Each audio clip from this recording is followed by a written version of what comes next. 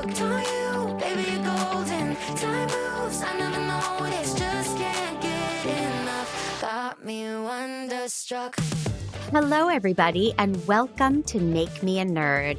I'm Mandy Kaplan, a mainstream mom whose mission it is to explore the world of nerd culture, one entity at a time. Now, I got to meet my guest on another podcast, and I'm no dummy. I recruited him onto my podcast from them. I'm a poacher. It's what I do.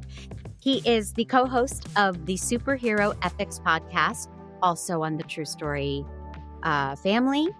This is Riki Hayashi. Welcome to Make Me a Nerd. Hello, Mandy. Hello, Make Me a Nerders. I don't know. What's your audience called? I don't think we've come up with it yet. And that's cool because I did so many episodes in my first season. So if you have any suggestions or anyone listening, if you have a suggestion, I'm open to it. On my last podcast, we were the Mand Cave because we were both named Mandy. And then they had the Fandies. And then we had that's a good one. Only Fandies. Wow. Hello, right? It just writes itself, but I don't feel right using it without her. Fair enough. May she rest in peace. No, just kidding. Just kidding. She's living in London and she's happy as can be. Riki, when I asked you for a little bio and you had a lot of nerd background to talk about, and I wanted to let you talk about it because you know better than I do. So you said you were streaming on Twitch in the Pokemon Go category? Yeah. So what I mentioned was that I'm kind of like an ex. Everything nerdy feels like it's in my past. So yeah, for about a year and a half, I streamed on Twitch in Pokemon Go, which is weird because you're like, well, isn't that a game that you play outside and walk around? And there are some people who play and like record while they're doing that, but there's a player versus player battle system in that game now. So that was the thing, like that you could use your Pokemon that you catch and then battle against other people using their Pokemon that they caught. And so for about a year and a half, like I streamed and I was getting there in the category and making friends in the community, but stuff just kind of petered out and I left that behind. And then in a similar fashion, the other thing I mentioned was that I'm a ex Magic the Gathering judge. And frankly, in that one, I was very, very involved. And, but again, similarly, like I did that for 15 plus years. And it was a huge part of my life. That's how I met Matthew, my co-host, or the host. I'm the co-host. I don't know how to categorize that on Superhero Ethics. That's how we met as judges. That's how I met my wife. She and I were both judges, and we fell in love and got married. But we neither of us judges or plays the game anymore. But that, again, like that's part of our history, right? And that's part of our heritage as nerds, as it were. Yes. And when I said to you, "Hey, would you want to do my podcast?" I know you proudly said, "Oh, I'm a nerd. I got a lot of options," and I do see some paraphernalia right behind you, which is very common amongst my guests. Yeah, this is my Pokemon. This was my streaming setup. Like mostly Pokemon stuff. You see a big Chewbacca right there next to my head. Oh, so okay. We got the Star Wars, some other anime. Can I be so nerdy? There's that episode of one of the Star Trek New Generation where they have the little fuzzy things that they throw. Do you know what I'm talking about? Are you a Star Trek person? Yes. And I thought that was a big tribble behind you. Yeah. It's kind of a weird, deformed Chewbacca. That's just his head. He's seen better days. Yeah. You're Chewie. Yeah. But I can't believe I know what a tribble is. I couldn't remember the name of it, but I get credit for knowing what it is, right? Yeah, absolutely. I forget names of things all the time and like describe them in detail. It's like it's this thing. Life is like a constant game of charades or $25,000 pyramid. And it's such a struggle because there's so many properties now and so many nerddoms. Mm-hmm. And one of my most important principles is like, don't gatekeep. Don't like tell people like what level of nerd they are or like if they're good enough or not. Mm-hmm. based on like whether they remember a name of a thing or a character, right? Right. If you enjoy it, you're a fan and you're a nerd, and you don't have to prove anything to God anyone. love So ya. that's That's what I'm feeling. Even though I constantly fear my guests will feel like, ugh, you're just, you're dipping your toes in and I know this world and you don't. No one has given me that vibe whatsoever. no. Everyone's been like, cool, try it out. And the things I haven't liked, I don't think I've hurt anybody's feelings yet. By simply saying like, oof, no, this was a bridge too far for me. I couldn't get up. I couldn't, get Well, into you this show or whatever. you have to calibrate. I would say like if you don't like something, express that honestly. And Hmm. then if you're able to describe why, then maybe we can calibrate and okay, like here's something kind of in that genre, but perhaps it will be more to your liking and find Right, something that way. Because right. even in something like Star Wars, which you think of as like a just space battle stuff, there are now TV shows in the Star Wars world that are very different. And you can Would be like, okay, Mandor be one of them? Can you see my name on the screen? yeah, the Mandor. Mandalorian is Sometimes I'm Mandalorian, but I use my name to make puns. It's what I do. It's part of my that charm. that brought a lot more new fans to Star Wars, right? And Hmm. in a different way. And that's Right. great. And they don't Absolutely. have to like everything in Star Wars. Well, no one likes the Star Wars holiday special, which I also covered on this podcast. Oh, you watched it. I That's did. that's That's dedication. that's dedication. Because It was I've not watched the whole thing. I've seen clips.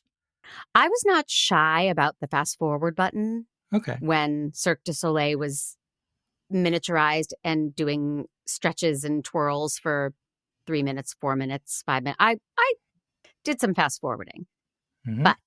but I did it. I watched the Star Wars holiday special and I Well, there you lived to go. tell the tale. Well, the thing you settled on, Godzilla Minus One, is what you Yeah. chose, which I got, how have I lived this long? I've never seen any Godzilla movie. I Okay. don't know anything about it. So this was my That's introduction to the that's world. great. I love this. Well, it felt like it wasn't what my idea of Godzilla was from Yeah. 1954. This was not that. Or even the Legendary Pictures ones that are being made by the United States studio. Okay. Well, But we can why get into all of like the Oh, we're divisions and all gonna. that. Oh, we're Yeah. gonna. Why do you love Godzilla, first of all? As a monster, as a character and a concept, why do you love Godzilla? Well, I got into it as a kid. And is there anything more magical than a giant monster? In Japanese, the term is kaiju, and that's actually been adopted pretty much into the English lexicon, right? But a kaiju movie where it's just a giant monster stomping around. Like, I mean, the people love Jurassic Park, right? Those Hmm. movies still are making $1 billion at the box office. And that's very kaiju Godzilla adjacent, right? Hmm. People want to see the big monster stomping around and maybe sometimes eating people or whatnot. Um, and for me, like I started out a kid in the 80s, and the franchise actually rebooted itself and kind of changed direction at that time. So I got into it fresh in a Hmm. sense. Like there had already been something like 15 to 20 movies at And that those point. were more the black and white, right? I mean, that's how I remember them from my childhood, seeing very It start jumpy filming, black and white. The first one, No? as you said, 1954 was black and white, and I think there were maybe three or four that were Hmm. black and white, and then they shifted to color probably in the Hmm. 60s. Hmm. And but it's also like that era, so that's called the Showa era, which is just the name of the Japanese emperor at the time, and that's how they have um, chosen to categorize the movies. Hmm. That era is very campy, and it's Yes. the what's called the suitmation, right? Where it's just a human actor wearing the Godzilla suit. And often you can just tell, right? It's like, okay, that's just a guy in a suit. It's very Stomping on, like, shoe campy. boxes that look like Yeah, buildings and stuff like the that. Yeah. the model figures and the Yeah. model tanks. And that's just like that's the era it was. The Mhm. budgets they had, very limited budgets, but they were able to make these movies that captured the imagination. So when I'm saying like in the 80s, they rebooted and they put in a little more money. It still doesn't look great by today's, computer graphics standards, but something about it just captured my imagination as a kid. I got And in into the it, 80s, was that and Japanese reboots or was that that American? that was Japanese. So that Mhm. the 1984 started the Heisei era again, like Okay. Emperor Heisei. Uh-huh. Um, and so right now, like this movie that I had you watch, Godzilla Minus One, is the second movie in the latest Reiwa era. Mm. And in my opinion, this is the best the franchise has ever been. And I am so excited about where it's going to go going forward. So I think like it's the perfect time for someone like you or someone in the audience to get into this franchise because it's so good and the promise of it could actually get better. Well, I you are truly not believe that. alone, Riki. You are not alone in thinking this is good. This has a 99/98% on Rotten Tomatoes. This Yeah. movie is beloved by all. Yeah. So And when I say it's that's good, I don't mean just like, yes, in my opinion, it's the best Godzilla movie, but Mhm. even like putting it up against just movies in general, Right. putting it up against Marvel movies, I think this is just like such a great film. Well, that's my first observation. This does not feel like a monster movie whatsoever. This has such heart, such history, such character development. And it really, when it started, I said, this feels more like a war movie than a Hmm. monster movie. And then by the end, I said, it has a feeling like Saving Private Ryan. And Sure. I mean that Yeah. as the highest compliment. These movies where you're on the edge of your seat, hoping and praying that people will get through this horrific experience alive, and I, I wasn't expecting that. I was No. expecting a lot of special effects and screaming and campiness that don't exist in this movie. Yeah. And that's one thing about it. It it lacks the campiness. Hmm. And the original movie lacked campiness. It ends up in some ways like looking campy because it's so old, Hmm. in the 50s. But at the time, it very much was much more of like a horror, sci-fi horror movie. Right. It And I wasn't like think, a Roger Corman campy thing, right. right? He was known for schlocky effects and cheesy scares, but this was legitimately supposed to cause fear and Yeah. emotion for people, even though And by today's standards, it does look cheesy, but that's not their fault. yeah. And in a lot of ways, Minus One goes back to those roots and like honors those roots and the human element of it. Like so many of the movies in the franchise, the human characters are just there to like give exposition and Hmm. to advance the plot until the monster shows up and fights other monsters, often the case.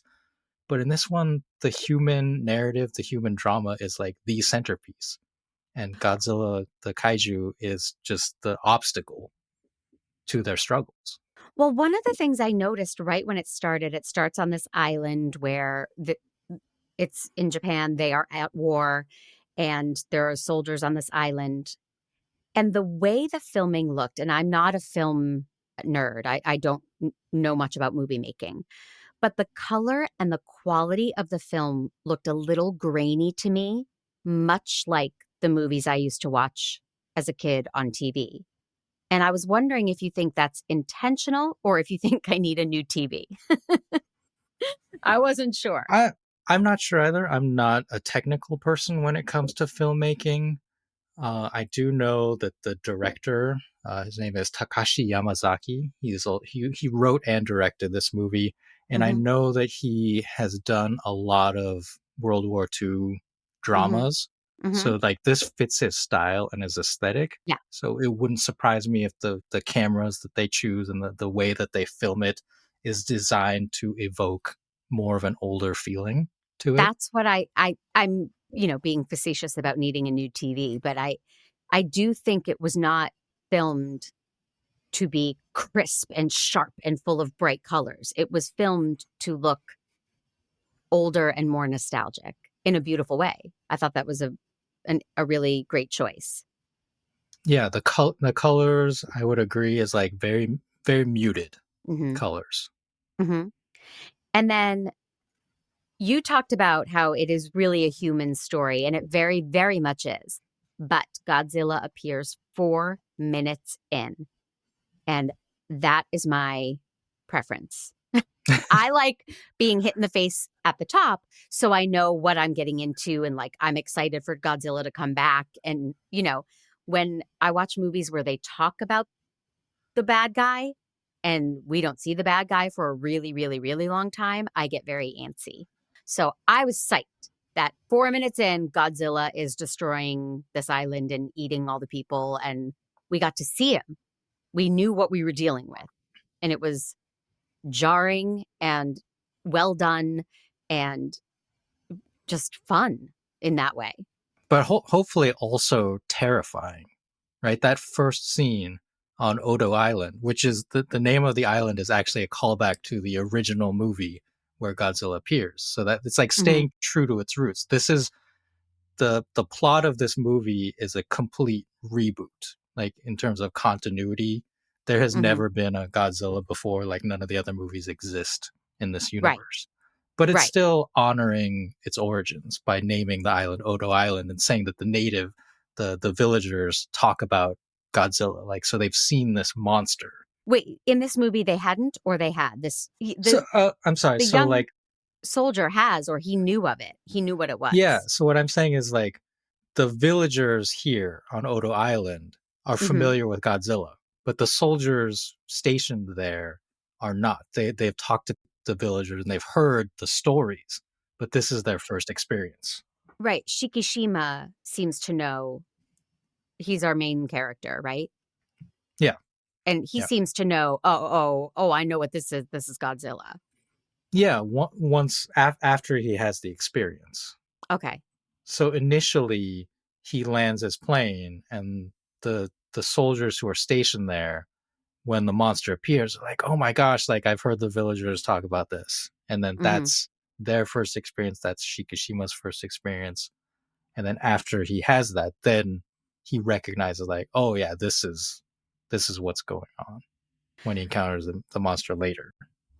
Yes. And Shikishima is a really layered, complex character who wears his fear on his sleeve. The whole movie starts with him not being able to pull the trigger to try to kill Godzilla. Right? Yeah. On And Odo in Island, he this, panics and he can't do it. And I felt like, well, if this were an American movie, he would have been played by The Rock, and that would not have been allowed. no, The Rock can't lose a fight. Right. Like he writes that into his contracts. And there can't be this moral dilemma of killing and versus self-sacrifice, and I'm too scared. He's a kamikaze jet fighter, but he's terrified. And I think that's so rich. And that part of his story is so complicated because, as you said, he's a kamikaze pilot who his his job is going to be to crash his plane Mhm. in a suicide attack into an American ship, right? Like that's Mhm. what they did, unfortunately, like during the war.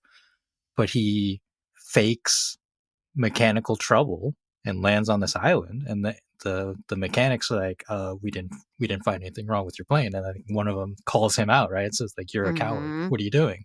But understands. That guy ends up understanding him and saying, Oh what yes, right? What you're doing is really yeah, difficult, and I get it. Take a break. And then unfortunately, mayhem yeah. ensues, and Shikishima is, left the last man standing with that that guy, that character whose name I'm blanking on. Tachibana is Thank you. the head mechanic. Yeah, Who and is so like it's very wonderful. These actors complicated are beyond relationships. wonderful. Yeah. Okay, let me ask you, did you end up watching it in Japanese? No, with the subtitles or? I watched in English, Okay. and you had thought a friend of mine was doing one of the voices, but she's not. So Oh, Zara is that Fuzzle, not? who has appeared on Make Me a Nerd, I don't think No. she was in it. Oh no, she is. I've got the cast up here. Who was she? She plays Sumiko Ota, who is the neighbor, Yeah, who the takes care female of the little neighbor. girl? Yeah, that's. I mean, I've got the dubbed cast list. It says Zara Oh, Faisal. Zara Fuzzle. She always Faisal. says it rhymes with Sarah Puzzle, the Okay. way you told me your name rhymes with Tiki. Yeah. Okay, well, she was wonderful. All the cast was wonderful. The on-screen actors were wonderful. I I just that's why it didn't feel like a monster movie. These people had such rich lives and such layered history. It was so nice to move into their village. Once Odo Island has passed, he moves back to the village where he was, which has been destroyed by the war, not by Godzilla. And befriends Noriko, who has rescued a baby and is going to raise Hmm. it because she's a beautiful soul. And they become this, I want to say ersatz, but I might be using that word wrong. Ersatz family raising this baby together. Yeah. And it's beautiful. And that, I mean, what? There's like maybe a full half hour since the Odo Island attack to when Godzilla shows up next. And Mm-hmm. but during that time, it's all this human drama. The Right. found, I would call it like a found family, and Yes. coming together and dealing with the aftermath of the war. It's this movie, so it starts in 1945, and then I think most of the drama happens in 1946 after Yep. the war is concluded, after Yep. the surrender. I was a little confused because the Chiron said 1946 and they ended a sequence and I thought Godzilla was killed. But can you explain he wasn't killed, but he didn't So attack the for years? Or right. So the premise here is that the Godzilla you see in the original Odo Island attack mm-hmm, is just an animal for mm-hmm. whatever reason, like kind of a dinosaur that has survived and is attacking people, and it's, I'm going to say, only probably like 20 feet tall. Mm, And then what you saw, the sequence that you saw, was that there was a nuclear uh, bomb test in the gotcha. Pacific that the U.S. conducted, and Mm-hmm. the fallout from that is what mutates the original monster or dinosaur into the monster, into the kaiju Godzilla, who Yes. becomes like much taller. I don't know, like 50 feet or something. Yeah. And gets some superpowers, which we'll get to. Yeah, definitely. Like like the original monster, I think I would just classify it as a dinosaur, Yeah. like a dinosaur that survived and evolved for whatever Mm-hmm. reason, Right. but then is imbued with, yeah, atomic energy and mutates, becomes larger, and gains powers. Right. But before we meet this new mutated Godzilla, like you said, we have a half hour of getting to know our characters and how they're getting along in their day-to-days. And they did a lovely job of mixing in enough real history that it felt, I like when the lines feel blurred. Wait a minute, did that really happen? Is that an actual news clip? Or is that, they did a nice job of making it feel like Mm-hmm. we were watching real history. This movie has been made with like a definite love of history, which can be controversial in Japan. But as I Hmm. said, the director Yamazaki has made other actual historical movies based on Makes like total sense. real history, not with Right. no kaiju. So Right. he has that pedigree and Hmm. understands, what happened, like the history of it. And one of the little details I love is that several times in this movie, there are ships, like naval ships, like a cruiser, and they name drop them.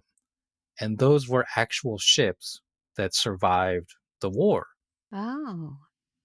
So if you look them up, like you can kind of fit it in with real history and say like, oh yeah, Mm-hmm. like these ships survived. One of them ended up being scuttled, like in real history. One of them was scuttled and destroyed after the war, and the other one was actually, I think it was adopted into like the Taiwanese Navy or the Philippine Navy Huh. because it was captured there, Mm-hmm. and they just took the ship and rather than destroy it, they changed it and kept using it. Wow. I'm kind of a well, I mean, I'm not gonna say kind of. I am a history buff. That was actually what I did in school. Oh, Um, cool. but because of like the crossover of real history and then like the fake kaiju history of this movie, Mm-hmm. like that's one of the reasons I I love it personally. And so I do get kind of into the weeds of like, ooh, like this thing, this small detail. Yeah. That it's that I loved how he did that, and I felt so invested because it felt real. And obviously there was a war. They were, there was no this wasn't whole cloth fiction, but um it was just really well done. And the plane. So like one final nerdy, like technical detail. The Yeah. plane that Shikishima flies at the end of the movie, Mhm. the Shinden, is a real prototype that Japan was developing towards the end of the war, and Mhm. it never went into production. But there were blueprints, and there was all these records of it, and it Huh. is actually a very, I don't know, very, but it's a popular model kit. You know, like people make model Yeah. planes and Yep. ships. It's a popular model kit because it was never actually produced. Right. So like people like kind of identify with it, like, oh, like this legendary plane that was never produced.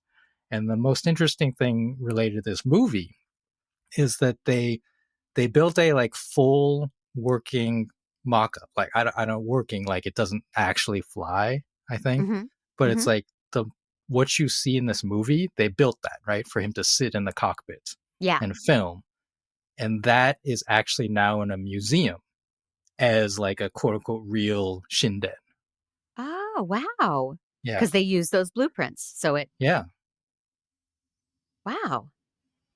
I there are elements of this movie that remind me of Captain America, which I also watched for the podcast. In that you're the call to greatness for just an ordinary man is like Hmm. he has to step up and do this thing, possibly at his own peril or in risk of dying. And it takes place in the same time frame. So it was hearkening back to Captain America for me. But the thing I preferred about this, and I loved Captain America, but Shikishima's vulnerability and doubts and fears, and Captain America doesn't tremble with fear, and let us see that, and I really liked that. Yeah, his character, I mean, we would probably say now we diagnose him and say that he's suffering from PTSD, Yes, right, from the yes, war. And so many of the other characters in this as well, like the survivors, are dealing with this trauma of war and of defeat. And hmm it's a complicated situation, especially for a nation like Japan that was aggressive in the war and in my opinion committed war crimes, right? So like there's this problem of like how do you show these people as, I would say, like heroic in this movie hmm hmm and yet acknowledge that the actions that the nation carried out and perhaps some of these soldiers carried out was not heroic.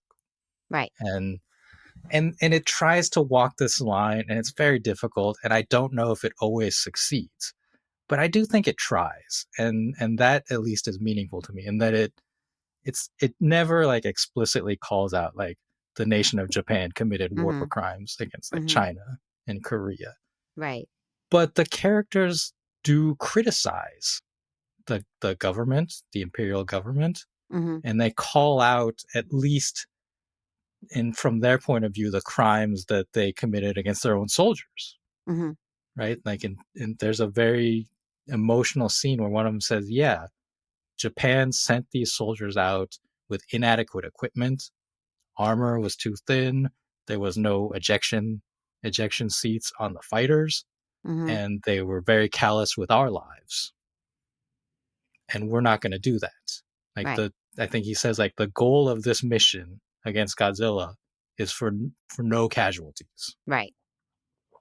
And that ejector seat comes in handy, don't it? Oh my gosh.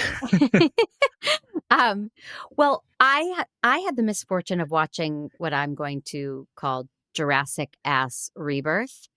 Uh, have you seen it? Okay. I have not. I lost interest about 3 movies ago, I think. This one's just a steaming pile of garbage. And I've never seen the original. I'm actually watching the original Whoa. this weekend and doing a podcast next weekend Oh about the wow. original. But What a twofer for you. right? But the thing about this film, so when they're on the water and Godzilla is, they can Oh my see gosh, Godzilla yes. and Godzilla's next to the boat or in Chasing the front of the boat. boat and chasing the boat. There's no soundtrack. It's quiet. And that is so scary. And the action is measured. It's much more like Jaws, which is what I thought Yes. Jurassic Park would be. Exactly. When everything's quiet, it's freaky. When it's scored and there's, sweeping music and you're watching a movie and you feel Yeah. nice and safe and cozy on your couch.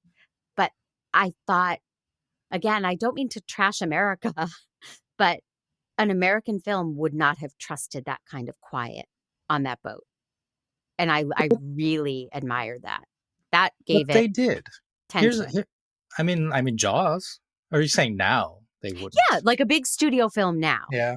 Because I had It's just hard. seen Jurassic World, which is so aggressively scored. There's never a Yeah. moment of quiet. It's just all like, here's what you're supposed to feel, And It is this, hard to imagine. Yeah. yeah, this just let us feel tense and scared and on the edge of our seats. And the Um, beauty of it is, I don't have an exact quote, but I have zero doubt in my mind that Jaws was at the front and center of their minds when they made that scene hmm on the ocean. hmm And the beauty of it is that Jaws itself, like Steven Spielberg, when he made that movie, or like after he made that movie, has said he was very much influenced by Godzilla, the original hmm movie, and that he wanted to capture like some of those feelings. So it's one of those full circle moments. Yeah. Yeah, that's crazy. And you see it. It all makes sense in both things. I just rewatched Jaws with my son on the 4th of July. So that Is it that's very fresh. 50th year 50. anniversary? Yeah, Yeah. they're re-releasing in a month. Um, well, you happened to use the word beautiful a moment ago, and I want to stop down on that. Godzilla is gorgeous. This creature is majestic and bejeweled and shimmering when he emerges from the water. It Hmm. was it's such a strange choice. I would imagine a scaly, ugly creature, but they actually made him breathtaking. Yeah.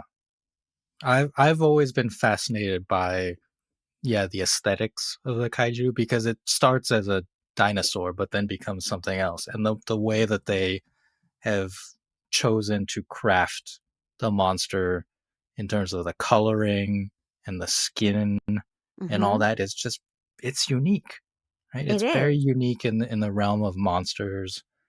Right. He's not repulsive and very expressive facially. And this is something that I struggle with in all movies where there's an a creature is the bad guy.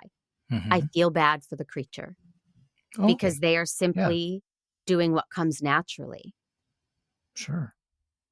And And here we did are you trying feel to that destroy way? him. Did you feel that way about Godzilla? Absolutely. Yeah. Because And there's no maliciousness. There have been some movies where there's like more personality and mm, more intentionality, but in this movie he is portrayed as just an animal. acting on instinct. Acting on instinct. And it's like when Siegfried or Roy, I don't remember which one, got bit by the tiger. Do Hmm. you remember this? I'm going back 20 years. But I was like, that poor tiger. Like, that's a tiger. Of course the tiger bit Siegfried or Roy in the head. It's just, Yeah. that's its nature. So I love the way they designed Godzilla. I do think they intended for us to feel bad. Those eyes were beautiful and expressive, and Godzilla looked remorseful at times. Or am I just, maybe I'm just such an animal lover that I am reading into that. But I thought Godzilla didn't come across as evil, just, Oh, I wrote Yeah. in the aftermath of his attack on Ginza, Godzilla seems remorseful. Yeah, I think there's something to that. Like it has always been the case, and sometimes they've veered a little too into the comical, but Godzilla has always been very expressive, like Mm-hmm. facially. And the eyes, especially, is kind of one of the center points of Godzilla's expressiveness. So I think that is true. And like I said, they have gone too far in that direction sometimes where he acts too human, Mm-hmm. but I think they did do a good job of balancing in this movie and capturing that expressiveness, but also the animalness Right. of it. And now I wrote, hold up. Now it's an Elsa Ice Castle Transformer. What's going on? Godzilla sprouts icy looking The snowflake on his back, the and he can shoot blue energy out of his mouth. Yep, It looked like a Transformer kid's toy. And that was a negative for me. sure, okay. Well, I mean, this is always so. You said like this is your first Godzilla movie, right? But Right. this is a part of the character, a part of the legacy. Is that because of being born out of an atomic, explosion, being mutated by an atomic explosion Mm-hmm. for whatever reason, this monster has been imbued with atomic energy and can fire it out of its mouth. Oh, he's In a always been able to do that? Yeah, Like a in dragon. in in the original, it was a little bit more like a heat ray, and it's black and white, so you can't tell like what Right. color it's supposed to be. But once it becomes colorized, it was. I think it's pretty much always been this blue energy Oh. to give it kind of an unworldly, like non-fire Mm-hmm. feeling. Because there are other monsters that do literally breathe fire. Right.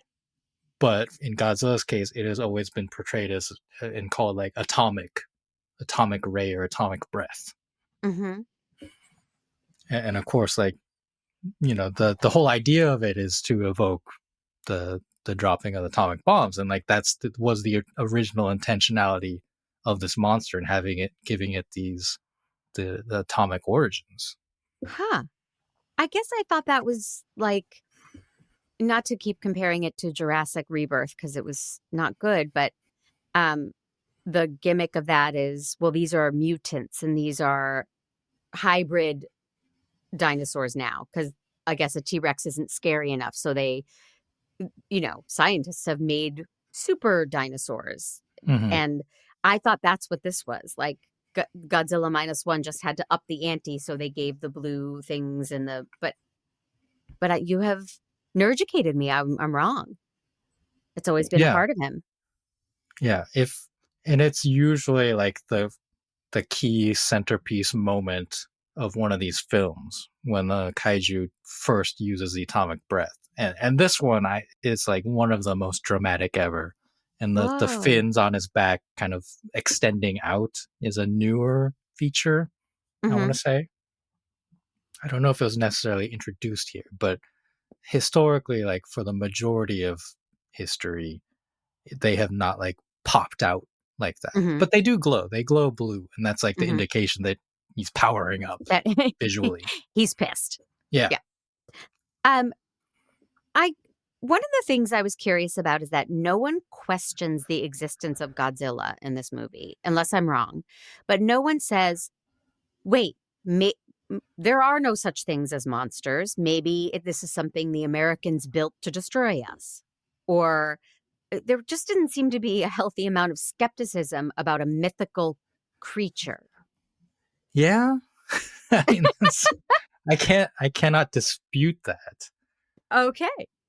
I guess what I would say is when your city is being stomped on and being atomic breathed, you're not going to debate the existence of it or like try to unravel like the biology.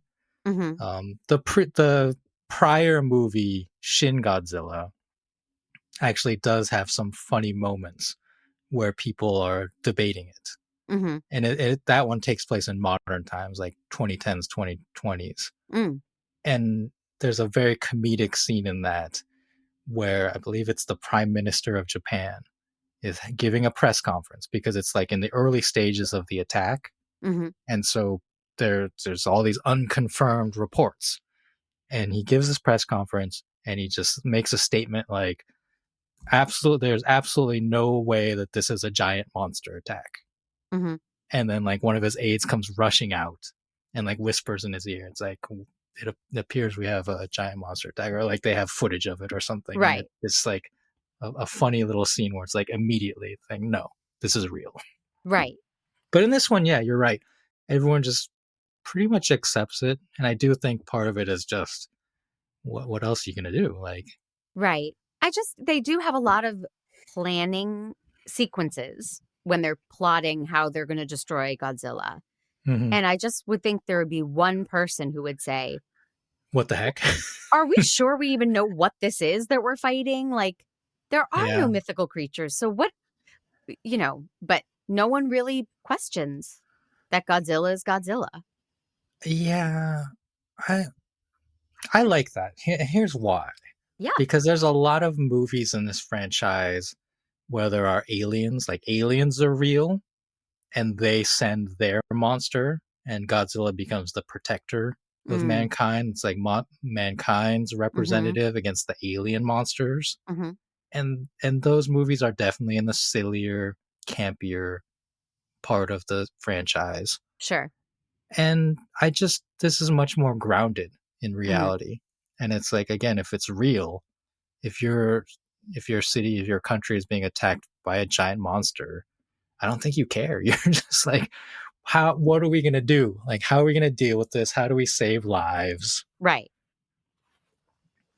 Well, that's, the driving force is when they decide they have a plan and they have to carry it out. And from that moment to the end, it is such a thrilling, action-packed, high-stakes sequence. And usually that's when my interest in a movie wanes, because I'm like, I know where this is headed. But because they had killed Noriko, and because our emotional investment was so high, it wasn't just The Rock, like, let's go get these fuckers, That was a really good impression of The Rock. Wow. I'm really talented. But I was so edge of my seat for the last 40 minutes of, how are they really going to carry out this plan and is it going to work? And because I know I've said this on my podcast before to my faithful listeners, thank you for not fast forwarding. When they kill a main character, a beloved character, I get excited because then I think anything could happen. Okay. We don't know who's going to die. We don't know if All right, yeah. Shikishima's going to live. They're willing to kill off Noriko, the most beautiful soul. So I was like, I don't think he's going to live. I think that's going to be the end of this movie, where his kamikaze plane flies into Godzilla's mouth and that's it. Yeah. Well, I think the story itself is set up in a way where you could reasonably expect that is the conclusion of his story. Right. Is that he was a kamikaze pilot who didn't carry out his mission and has been branded a coward for doing that. Right. And at the end, all of the plot points point to him flying the Shinden plane. You're like, okay, I guess he's going to fulfill his mission and sacrifice himself to save everyone. Right. But there's a bit of a Hollywood ending in that he doesn't actually sacrifice himself. He carries out the mission, Yeah. and the ejector seat comes into play, and he survives, which is cathartic and made me cheer that he was alive. But it also, I was torn about that. Am I Mm. just too macabre that I thought that would have been a more beautiful ending? Um, it's hard to say. Like, I, I'm not going to judge you on your feelings. What I will express is my feelings of, I'm going to say, relief, Hmm. because of this man's story and how it ties into what this movie is saying about Japan during the war, and the use of kamikaze, Hmm. and the threads that they have set up about valuing life. And for me, if he had sacrificed his life and carried out an actual suicide attack, it would have been sad. But what I felt when I saw him eject was just like such deep relief and Yeah. satisfaction. Also because like he had made that choice, right? Like Hmm. he got to choose. And then Tachibana, the mechanic, like that was the key to me of the emotions of that scene. Hmm. It, Tachibana blamed Shikishima for the Odo Island attack Right. and all the people Yes. dying. Said you didn't fire your plane's guns at Godzilla. You could have killed that monster right there. Hmm. It's your fault. I blame you. Yep. And like his neighbor was saying, like you were a kamikaze. Why did you come back? You were supposed to die. Yep. You're supposed to sacrifice yourself. And then none, like it was obviously like exaggeration, but she says, like none of this would have happened. Like the devastation of Tokyo if people like you had done your job. And it's like Mm. that's devastating. Yeah. And so And like he that, was willing to die, which, it's not like yes, he went in knowing I'm going to take my shot and get out of there. He was willing to sacrifice himself, which is beautiful. yes, And then and he it was ultimately the didn't have to. mechanic who installed the ejector seat and Yep. then gave him that speech and said, "No, you need to live." And Yes. that's why like I like the storytelling of that scene and what it says about valuing life was just so beautiful to me. Like I might I might I might start crying if I keep talking about it. That's okay. Um, but I was just overwhelmed in that moment. Hmm. Yeah. Because I think the whole movie has been setting up our expectations to have that possibility in our head Hmm. that he may fulfill his mission Right. as a kamikaze. But Right. no, like the movie and all the characters end up telling us no, like that's not the right thing to do. And I think that's what gets to me is Hmm. that it is in that sense very much a critique of that wartime strategy Right. as it should be, right? Yeah. And then he lives and finds out Noriko is alive and Mhm. goes to see her. It is such uh an emotional reunion, so powerful. And then the film ends with a shot of her neck, which looks like a black bruise is growing on her neck. Yeah.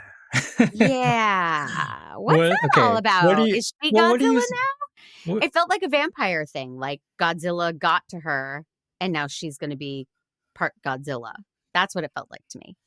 it is definitely a possibility. So do you So know, or you're just we don't know. hypothesizing? Okay.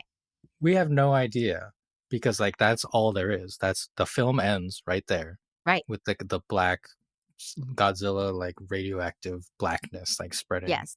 up her Yeah. neck. That's all we see. And no one involved in the movie has like given any definitive answer.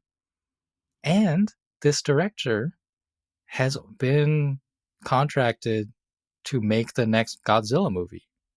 And at this time, we don't know if it's going to be a direct sequel or if Uh-huh. it'll be kind of like anthologized and will just be like different. But fandom is, I will say, excited about the possibility Yeah.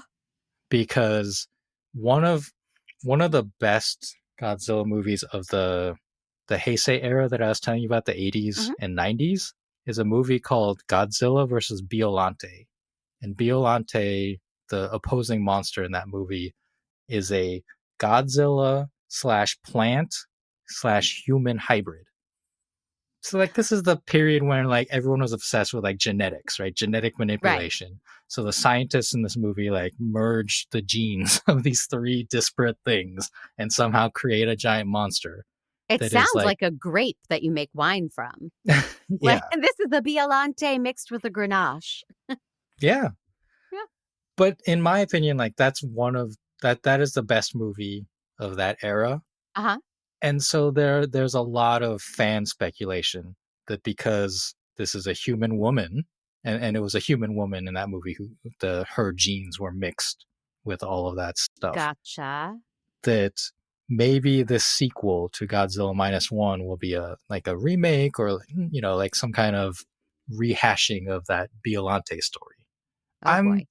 I'm lukewarm on that. I do want to see what happens with Noriko and what Mm-hmm. the conclusion of that might be. I don't Mm-hmm. want it to necessarily be Biolante because I think that story was played out well, Mm-hmm. and I want them to make a new thing. That's always my want. Yeah, I'm so fed up with rehashing and yeah, rebooting and exactly. retreads. Come up with a new story. Godzilla can destroy more things or insert himself into other worlds. Like, yeah, I'm with you, Riki. Well, our time is coming to an end, if you can believe that. Well, But we I got to do, the end of the movie. yeah. It was good pacing. Hey, thanks. I'm pretty good at this. So I'm going to tell everybody my business, and then you're going to tell them about superhero ethics. And I do have one question that I'm saving for after we do all that for you. So Ooh, everybody so stay stick tuned to the around. very Yeah. end, right?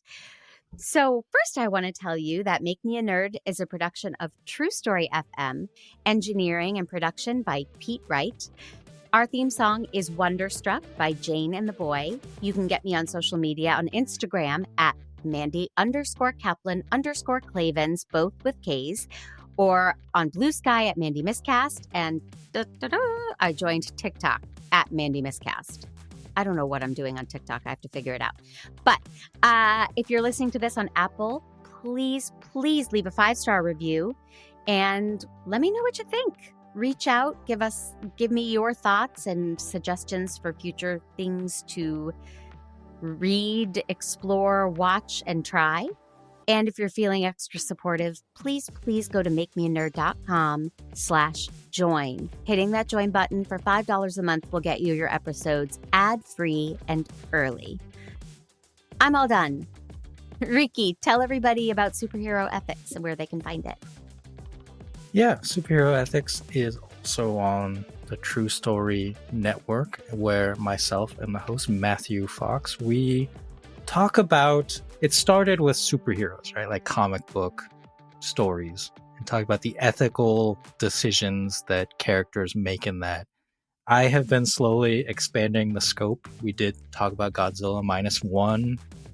I have gotten Matthew to accept that we can tell some stories about horror movies. And I even got them to okay talking about rom-coms, which I just absolutely love. It's like, what are the ethics of rom-coms? And they kind of like started as like superhero or like, fantasy adjacent rom-coms. But I'm getting there. I'm going to get Matthew to the point where we talk about the ethics of You've Got Mail. And that's going to be my shining moment in podcasting. And can I be on that episode? Yeah, absolutely. Come on, Riki, we gotta. Yeah, I mean, I love rom-coms. So it has been my passion project, I guess, to kind of like sneak those kinds of discussions into this superhero podcast. Right. Well, I have listened to Superhero Ethics and it is fascinating. And you're both wildly smart and knowledgeable, but also just get wrapped up in emotion and your opinions rather than just reciting facts or debating. It's really a fun discussion. It feels like a really great post-dinner party where everyone's got their snifter of brandy and they get deep. And I love Oh, that. yeah, yeah. Well, Do you that's have snifters when you do it?